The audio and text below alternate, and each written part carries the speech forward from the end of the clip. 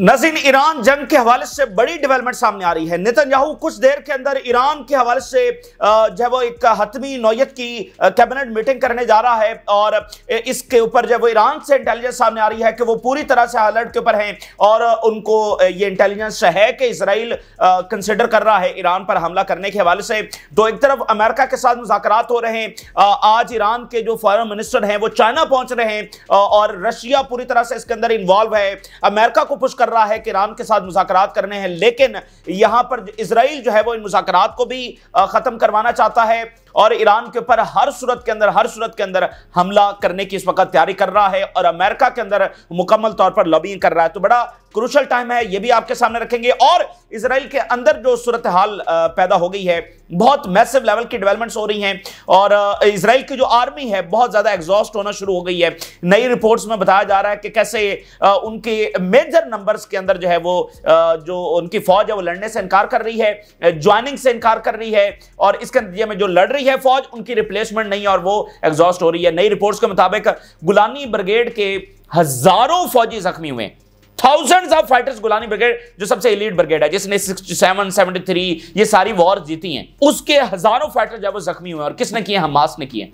ठीक है, अनबिलीवेबल ये लड़ाई जब वहां पर लड़ी गई है, ये भी आपके सामने रखेंगे। और कायरो पहुंच गया है इजराइल का डेलीगेशन, जो गजा सीजफायर के हवाले से टॉक्स दोबारा से वहां पर शुरू हो रही हैं, क्योंकि बताया जा रहा है कि जो अंदरूनी एक तो प्रेशर बहुत ज्यादा बढ़ गया है और दूसरा अमेरिका में भी अब इस बारे में सोचा जा रहा है। तो एक डेलीगेशन जो वो कायरो के अंदर भी पहुंचा है और तिजारती जंग के अंदर अब तक की बहुत बड़ी डेवलपमेंट सामने हुई है। हम पिछले हफ्तों से आपके सामने ये रख रहे हैं कि जनूबी एशिया यानी पाकिस्तान, इंडिया, बांग्लादेश, ये सारे ममालिक जो हैं इन पर प्रेशर बहुत बढ़ेगा और यहां पर एक प्रॉपर जंग छिड़ेगी मुख्तलिफ अंदाज के अंदर। हम मिलिट्री कन्फ्रंटेशन की बात नहीं कर रहे, लेकिन वो तिजारती जंग का भी हिस्सा होंगे, वो प्रॉक्सी का भी हिस्सा होंगे और प्रेशर बहुत बढ़ेगा और उसका आज हमें प्रैक्टिकल सबूत देखने को मिला है। इंडिया ने चाइना के ऊपर टैरिफ लगा दिए हैं।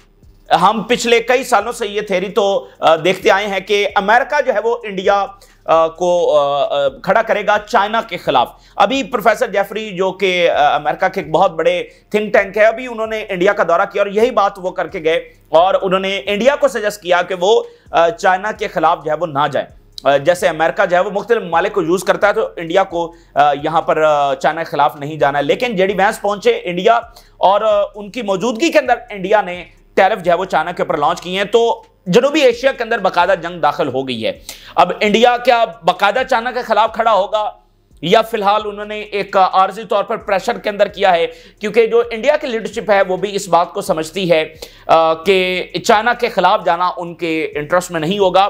लेकिन बहरहाल वहां पर एक सोच ये भी है कि जब चाइना जो है वो अमेरिकन मार्केट से आउट हो रहा है, तो हम अमेरिकन मार्केट के अंदर जो है वो चाइना को रिप्लेस कर सकते हैं। क्या इंडिया इस पॉलिसी की तरफ बढ़ेगा और चाइना के खिलाफ मुकम्मल तौर पर खड़ा हो जाएगा? जो भी होगा, जंग जो है वो जनूबी एशिया के अंदर दाखिल हो गई है और अब देखें चाइना को कंटेन करने के लिए यही सबसे ज्यादा इंपॉर्टेंट ममालिक हैं। मिडिल ईस्ट के बाद असल में जो सबसे ज्यादा इंपॉर्टेंस है वो इन्हीं ममालिक की है, पाकिस्तान की, इंडिया की, बाकी ये जो साउथ ईस्ट एशिया के मालिक हैं इनकी बहुत ज्यादा अहमियत है। फिर वियतनाम, ये म्यांमार, ये बहुत सारे मालिक जिनके बॉर्डर्स लगते हैं या उसके जो स्फीयर ऑफ इन्फ्लुएंस है चाइना का उसके अंदर आते हैं, इनकी अहमियत आगे चलकर बहुत बढ़ने वाली है। अफगानिस्तान की भी बहुत अहमियत होगी। तो ये सारी एक सूरत हाल है, ये आपके सामने रखेंगे। जो बड़ी खबर पहले आपके सामने रखते हैं ईरान के हवाले से, और वो ये है कि अगले कुछ घंटों के अंदर नेतन्याहू की मीटिंग होने जा रही है और उसने कैबिनेट की मीटिंग बुलाई है। स्पेसिफिकली बुलाई ही ईरान के हवाले से है। Netanyahu to convene security cabinet with Iran in focus. इसमें डिस्कस होगा Iran nuclear program and US Iran talks will be on the agenda. भाई ईरान और अमेरिका की टॉक्स से आपको क्या मसला है? ठीक है, तो ईरान ने कल ये बात की कि इजराइल इस वक्त पूरा जोर लगा रहा है इन टॉक्स को अंडरमाइन करने के लिए। तो अभी इस हवाले से एक स्पेशल मीटिंग जो वो बुलाई जा रही है। अच्छा, पिछली जो मीडिया रिपोर्ट्स आई हैं इस पिछले वीक के अंदर, न्यूयॉर्क टाइम की भी स्टोरी आई और इजरायली मीडिया से भी पता चला कि इजराइल ने सीरियसली कंसीडर किया पिछले महीनों के अंदर ईरान पर अटैक करने के लिए। दरमियान में जो खबरें आती थी कि अगले 48 घंटों में हमला हो सकता है, और वो हमें कंफर्म हुआ कि उधर इजराइल सीरियसली कंसीडर कर रहा होता था हमला करने के लिए, लेकिन फिर मुख्तलिफ वजूहात की वजह से इजराइल को जो है वो पीछे हटना पड़ता था। तो इसलिए ये जो मीटिंग होने जा रही है ये भी उसी नौयत की मीटिंग होगी कि ये सीरियस नौयत की मीटिंग है कि जिसमें वो सीरियसली कंसिडर कर रहे होंगे ईरान पर हमला करने के हवाले से। अच्छा, जो मौजूदा सूरत हाल है इसमें अगर आप देखें खतरात चूंकि बहुत ज्यादा है हमले के, उसकी वजह क्या? देखिए इस वक्त आप देखिए कि अमेरिका और ईरान की जो टॉक्स हो रही हैं उसको इजराइल अफोर्ड नहीं कर सकता। उसकी वजह यह है कि इसके अंदर सैंक्शंस भी खत्म होनी है ईरान के ऊपर। वो न्यूक्लियर वेपन से पीछे हटेंगे और अमेरिका जो है वो सैंक्शंस खत्म करेगा ईरान से। अब सैंक्शंस क्या हैं? देखिए सैंक्शन जो है वो वेपन है किसी भी रिजीम को गिराने के लिए, जैसे वेनेजुएला के ऊपर लगी हैं, जैसे क्यूबा के ऊपर लगी हैं, बाकी दुनिया के ऊपर लगी हैं, और ईरान के ऊपर पिछले 40 साल से सैंक्शंस लगी हुई हैं और वो इस रिजीम को गिराने के लिए हैं। बशार असद की मिसाल आपने देखी, जब आप सैंक्शंस लगाते हैं तो आपकी इकोनॉमी कमजोर होना शुरू हो जाती है। अगर ये ईरान के पास ऑयल ना होता, गैस ना होता, तो ये कब की इनकी इकोनॉमी जो है वो डिस्ट्रॉय हो जाती। लेकिन अब देखें वेनेजुएला के पास भी ऑयल है, तो वो ममालिक सर्वाइव कर रहे हैं। जैसे रशिया ने सर्वाइव किया सैंक्शंस को, सिर्फ उनके पास ऑयल और गैस है, तो वो एनर्जी को बेचकर जो है वो सर्वाइव कर रहे हैं। तो देखिए जब सैंक्शन लगती हैं तो उनकी इकोनॉमी कमजोर होना शुरू हो जाती है। तो फॉर द टाइम बीइंग लोग कितने दिन बर्दाश्त करेंगे? तो वो रिजीम जो है वो कमजोर से कमजोर होती चली जाएगी। सबसे सक्सेसफुली जो है वो ईरान ने इन सैंक्शंस को बर्दाश्त किया है। तो अगर ये सैंक्शन जो है वो खत्म हो जाती हैं तो ईरान की इकोनॉमी और मजबूत होगी, यानी जो इस्लामिक रिजीम है उसको और ज्यादा रिलीफ मिलेगा। और हमारे सामने के पिछले 30-40 सालों से मुकम्मल कोशिश की गई है इस रिजीम को गिराने के लिए, तो इसी रिजीम को रिलीफ मिलेगा, इकोनॉमी और ज्यादा फ्लरिश करेगी, लोगों को, ईरान के लोगों को और ज्यादा रिलीफ मिलेगा। आपको पता है ना कि ईरान के जो लोग हैं वो बाहर जाकर अपना बैंक अकाउंट नहीं खोल सकते, एजुकेशन के अंदर बड़ी मुश्किलात हैं, मतलब बाकी दुनिया से कनेक्ट करने में उन्हें बहुत सारी मुश्किलात, तो उनके लोगों को रिलीफ मिलेगा। ये सैंक्शन खाली सैंक्शन नहीं, ये प्रॉपर एक वेपन है, ये प्रॉपर एक वॉर होती है। तो इजराइल इस चीज को अफोर्ड नहीं कर सकता। यानी जो बुनियादी मसला है ना, बेसिकली अफोर्ड क्यों नहीं कर सकता? बुनियादी मसला इस पॉलिसी के अंदर है जिसको इजराइल परसू करता है कि हमने डोमिनेट करना है और बाकी जो ममालिक इस रीजन के हैं वो कमजोर रहेंगे, जॉर्डन की तरह रहेंगे, बाकी कमजोर ममालिक की तरह रहेंगे। जब आपकी ये पॉलिसी होगी किसी भी रीजन के अंदर तो वहां पर जंग होगी। क्योंकि देखें ये कैसे अफोर्ड किया जा सकता है? बैलेंस ऑफ पावर तो चलो अफोर्ड किया जा सकता है कि भाई ठीक है, अगर कोई एक त्यारा खरीद रहा है तो आप भी त्यारा खरीद लें, बैलेंस ऑफ पावर तो समझ में आता है। तो यहां पर पॉलिसी होनी चाहिए बैलेंस ऑफ पावर या को एग्जिस्टेंस। यहां पर पॉलिसी बैलेंस ऑफ पावर नहीं है, बल्कि खुद को डोमिनेट रखना और दूसरों को कमजोर करना। तो दूसरों को सबजुगेट करने के लिए, डोमिनेट करने के लिए आप क्या करेंगे? किसी के रिजीम गिराएंगे, किसी के ऊपर जंगे छेड़ेंगे, तो मुस्तकिल जो है वो बदअमनी रहेगी ना। तो इसी बुनियाद के ऊपर फिर आगे आप अपना नेशनल सिक्योरिटी डिफाइन करते हैं। इजराइल क्यों कहता है कि अच्छा, अब देखिए इजराइल कहता है हमने दाइश को फंड किया अपने नेशनल सिक्योरिटी के लिए। अब किसी दाइश को फंड करना ये किसी मुल्क की नेशनल सिक्योरिटी कैसे हो सकती है? जब आप पॉलिसी ऐसी फसाद वाली बनाएंगे तो फिर दाइश को बनाना भी आपकी नेशनल सिक्योरिटी होगा। यह बुनियादी मसला यहां पर है। तो इसलिए वो ईरान को फलता फूलता हुआ, मजीद दुनिया के साथ कनेक्ट करता हुआ, इकोनॉमी को ग्रो होता हुआ नहीं देख सकते। प्रॉब्लम उनकी उस पॉलिसी के अंदर है, ठीक है। इसलिए खतरात बहुत ज्यादा हैं कि इजराइल हमला करेगा। तो एक तरफ यह चीज होगी, लेकिन दूसरी तरफ अगर आप देखें, अगर इजराइल और अमेरिका ने ईरान के ऊपर हमला किया तो उसका नतीजा क्या निकलेगा? उसका जो नतीजा है वो बहुत बड़ी डिस्ट्रक्शन की सूरत के अंदर निकलेगा। देखिए अगर ईरान के ऊपर हमला हुआ तो इस रीजन का जो पूरा ऑर्डर है वो पूरे का पूरा ऑर्डर गिर जाएगा। यानी आप देखिए कि Kuwait, Bahrain, Qatar, UAE, Saudi Arabia, Jordan, Egypt, ये किसके इत्तेहादी हैं? ये अमेरिका के इत्तेहादी हैं। तो मौजूदा जो ऑर्डर इस वक्त कायम है वो अमेरिका के हक के अंदर है। यानी यहां के ममालिक के ऊपर डोमिनेशन, इन्फ्लुएंस किसका है? रशिया और चाइना का नहीं है, अमेरिका का इन्फ्लुएंस है। रशिया और चाइना तो यहां पर अमेरिका को रिप्लेस करने की तरफ बढ़ रहे हैं। असल में ये ऑर्डर अमेरिका के हक के अंदर है, अमेरिका ही ने, वेस्ट ने ही ये ऑर्डर बनाया है। तो ये ऑर्डर गिर जाएगा, उसके बाद एक नया मिडिल ईस्ट बनेगा और ये बात वाज़ेह है कि वो फिर मिडिल ईस्ट, वो नया ऑर्डर जो है वो अमेरिका नहीं बनाएगा। तो अपने सबसे बड़े इत्तेहादियों को, जिन्होंने फॉर द डेकेड्स वो अमेरिका के साथ खड़े रहे हैं, वो मजीद अमेरिका के साथ खड़े नहीं हो सकते, पूरा ऑर्डर गिर जाएगा, ठीक है। तो वो इस चीज को अफोर्ड नहीं कर सकते। खुद आप फिर देखिए अमेरिका के अंदर इस वक्त जो सूरत हाल है, जो पेंटागन के अंदर हमें क्योस नजर आता है, जो ओवरऑल हम पूरे अमेरिका के अंदर देख रहे हैं कि टैरिफ के ऊपर इश्यूज चल रहे हैं, बेतहाशा डोमेस्टिक फॉरेन पॉलिसीज, बहुत सारे इश्यूज चल रहे हैं। अब आप मुझे बताइए कि ये जो ट्रंप इंतजामिया है, ये जो लीडरशिप इस वक्त आपको नजर आ रही है, क्या ये इस पोजीशन के अंदर है कि ईरान जैसी एक कंप्रीहेंसिव वॉर लड़ सके? जब आप इतनी बड़ी वॉर लड़ते हैं तो आपकी सारी एनर्जीज, आपका सारा फोकस उस जंग के ऊपर होता है। देखें यमन के अंदर जो हो रहा है वो ईरान के बराबर की जंग तो नहीं है, ठीक है ना। ईरान की जब जंग होगी तो उसमें क्या होगा कि यहां पर ट्रूप्स भेजना पड़ेंगे, ट्रूप्स आएंगे तो पॉलिटिकल प्रेशर अमेरिका के अंदर बढ़ेगा। ये जो ट्रंप का आना है वो क्या है, अमेरिका की जो सोसाइटी है वो आइसोलेशन चाहती है कि हम इंटरनेशनल कॉन्फ्लिक्ट से अपने आप को निकालें, इसलिए वो ट्रंप को लेकर आए हैं। अगर ट्रंप उनको दोबारा इस जैसे किसी बड़े कॉन्फ्लिक्ट के अंदर लेकर जाएगा तो पॉलिटिकली ट्रंप इस चीज को अफोर्ड नहीं कर सकता है। तो जो पेंटागन की सूरत हाल है, जो ट्रंप इंतजामिया की सूरत हाल है, जो जहां अमेरिकन सोसाइटी खड़ी है, वो ऐसी एक कंप्रीहेंसिव वॉर को जो वो इस वक्त अफोर्ड नहीं कर सकते हैं। तो इसलिए मैं आपको बता दूं कि अगर इजराइल हमला करता है तो मैं आपको बता दूं कि आज वो चांसेस पैदा हो चुके हैं कि अमेरिका पीछे हट सकता है। हमको 100% नहीं कह रहे, ठीक है, हम एक उस गैप की, उस स्पेस की बात कर रहे हैं, उस गुंजाइश की बात कर रहे हैं कि वो पैदा हो चुकी है कि अमेरिका कहेगा कि हमने इसमें नहीं जाना। हम तो ईरान के साथ टॉक्स कर रहे थे, ईरान हमारे साथ बातचीत करने के लिए तैयार था, तो ये इजराइल ने हमारे पूछे बगैर हमला किया है, तो इजराइल जाने और वो जाने। और अगर इजराइल ने हमला कर दिया और इजराइल की कैलकुलेशन के मुताबिक अमेरिका इस जंग के अंदर आ गया, तो मैं आपको बता दूं कि ये अमेरिका की सबसे बड़ी गलती होगी। और हजारों किलोमीटर दूर है अमेरिका, मिडिल ईस्ट जो है वो हजारों किलोमीटर दूर है अमेरिका से, तो हजारों किलोमीटर दूर अब अमेरिका के लिए यहां पर अपनी डोमिनेंस रखना बहुत मुश्किल हो जाएगा, ठीक है। इस वक्त देखिए अमेरिका दुनिया का सबसे बड़ा मकरूज मुल्क बन चुका है, और मकरूज मुल्क जो है वो किस लिए बना है, वो जंगों की वजह से बना है। तो यहां पर चाइना की प्रेजेंस आप देख रहे हैं, यहां पर रशिया मौजूद है, यहां पर नॉर्थ कोरिया है, ठीक है, और ईरान एक लंबी गोरिल्ला जंग शुरू कर देगा, तो अमेरिका के लिए किसी तौर पर अफोर्डेबल नहीं होने वाली है। तो इसका नतीजा यह है कि अमेरिकन एम्पायर के मुकम्मल खात्मे की सूरत में निकलेगा, और इंटरनली ट्रंप इंतजामिया अफोर्ड कर ही नहीं सकती। मैं आपको बता दूं वो यहां पर ट्रूप्स भेजेंगे तो बहुत बड़ी पॉलिटिकल तहरीक जब वो अंदर खड़ी हो जाएगी, और ये कभी भी अमेरिका जंग जीत नहीं सकेगा, और इसी चीज की जब ईरान तैयारी कर रहा है। तो खतरात हैं, इजराइल मिसकैलकुलेशन कर सकता है, वो हमला कर सकता है, उसके नतीजे में ये चांसेस हैं कि अमेरिका कहे कि इजराइल जाने और ईरान जाने।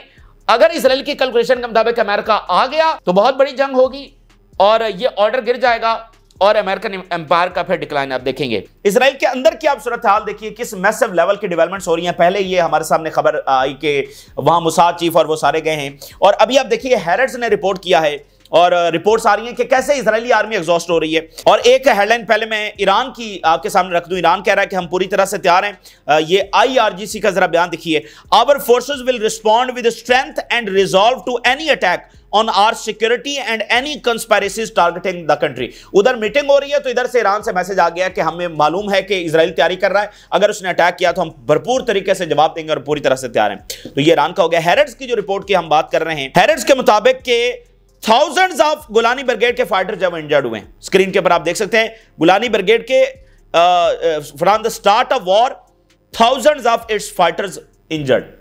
सिर्फ एक ब्रिगेड की हम बात कर रहे हैं, सबसे उनकी एलीट लेवल की ब्रिगेड है। और we have started to observe science of exhaustion among regular soldiers who are bearing a heavy burden and great pressure. देखिए जो रेगुलर फौज होती है किसी भी मुल्क की, वो आखिरी पहलवान होती है। अगर आपकी देखें, आप रिजर्व फौज को इस्तेमाल करते हैं, क्योंकि रिजर्व फौज जो है वो उसके ऊपर उतनी आपको ट्रेनिंग नहीं देना पड़ती उतनी, ठीक है ना। रेगुलर फौज तो फिर उसको बनाने के लिए आपको सालों चाहिए। रिजर्व फौज तो वो भी होती है ना जिनको आप 6 महीने की ट्रेनिंग देकर इस्तेमाल कर लेते हैं। रेगुलर फौज तो फिर वो होती है जो हर तरह का इक्विपमेंट चलाना जानती है, उसके पीछे तो। और फिर रेगुलर फौज को आप विद इन मंथ्स तैयार नहीं कर सकते, विद इन ईयर भी तैयार नहीं कर सकते। वो एक लंबी ट्रेनिंग के और मुसलसल आप देखते हैं उनकी जंगें मशकें हो रही हैं। तो रेगुलर फौज जो इस वक्त इजराइल की है, हैरेड्स ये रिपोर्ट कर रहा है कि वो एग्जॉस्ट हो चुकी है, क्योंकि पीछे रिजर्व फौज नहीं है। रिजर्व फौज न होने की वजह से उनकी रिप्लेसमेंट नहीं हो रही, उनको छुट्टियां नहीं मिल रही, तो वो एग्जॉस्ट और ग्रेट प्रेशर के अंदर आ चुकी है। अच्छा आगे आप देखिए, only about 60% of the reserve soldiers are currently adhering services in Gaza due to the difficulties and exhaustion। सिर्फ इस वक्त 60% जो इजरायली सोल्जर्स हैं रिजर्व, वो इस वक्त ड्यूटी दे रहे हैं। 40% ये मतलब इजरायली आर्मी ने खुद इस बात को कंफर्म किया। अच्छा, इससे पहले कुछ दिन पहले इजरायली आर्मी ने कहा था कि 85% ज्वाइन कर चुके हैं और 15% ने ज्वाइन नहीं किया, वो भी बहुत बड़े नंबर से। लेकिन अब वो कह रहे हैं कि नए नंबर्स के मुताबिक 60% ने सिर्फ ज्वाइन किया। पहले उन्होंने झूठ बोला, अब भी पता नहीं सच बोल रहे हैं या नहीं, लेकिन 40% ने आकर ज्वाइन ही नहीं किया। यानी 4 लाख के करीब उनकी रिजर्व फौज है, 40% को आप निकालिए तो कितने बनते हैं। इतनी मेजर तादाद के अंदर उनकी फौज ने ज्वाइन ही नहीं किया। तो अभी इनको गजा में, वेस्ट बैंक में, उधर लेबनान में, शाम में और अभी यमन को ये धमकियां लगा रहे हैं। वेस्ट बैंक की जरा खबर देखिए, manpower shortage leaving some IDF West Bank operations undone. Manpower shortage, तो ये मुझे बताइए कहां कहां लड़ेंगे? और ये 15 दिन या 1 महीने की जंग तो नहीं है, ये फॉर द ईयर्स जंग है। गजा की ऑक्यूपेशन के बाद एक नए दौर की इंस्टेबिलिटी का आगाज होगा, नए दौर की जंग का आगाज होगा, नई तंजीमें वजूद के अंदर आएंगी, इजरायली फौज लड़ सकती है। ठीक है, तो ये सूरत हाल हो गई। और अभी जो है वो नेतन्याहू की कोर्ट के अंदर फिर पेशी हुई है, क्रिमिनल ट्रायल उसका चल रहा है। Netanyahu in court for latest testimony session, और police seek to continue house arrest of PM aides accuse one of obstruction of justice. ये नेतन्याहू के जो करीबी तरीन लोग हैं उनको गिरफ्तार किया जा रहा है। और इस वक्त बड़ी खबर ये आ रही है कि जो डेलीगेशन है इजराइल का वो कायरो पहुंच चुका है। Israeli delegation hold talks in Cairo as mediator float long term truce. अब जो बड़ी डेवलपमेंट सामने आ रही है इस सारे प्रेशर के अंदर, वो ये है कि ये प्रपोज किया जा रहा है कि ठीक है परमानेंट सीजफायर ना हो लेकिन लॉन्ग टर्म ट्रूस हो जाए। शायद हमास इसके ऊपर एग्री कर जाए, यानी 10 साल का ट्रूस, जंगबंदी नहीं होगी लेकिन 10 साल का ट्रूस हो जाएगा। ठीक है ना, आरसी जंगबंदी, लेकिन कितने साल की?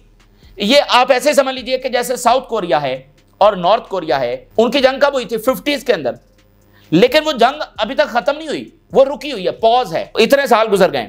इसी तरह दुनिया की बहुत सारी ऐसी जंगें हैं जो रुकी हुई हैं, वहीं पर पॉज हो गई हैं, कई दहाइयां गुजर गई, लेकिन मामला खत्म नहीं हुआ।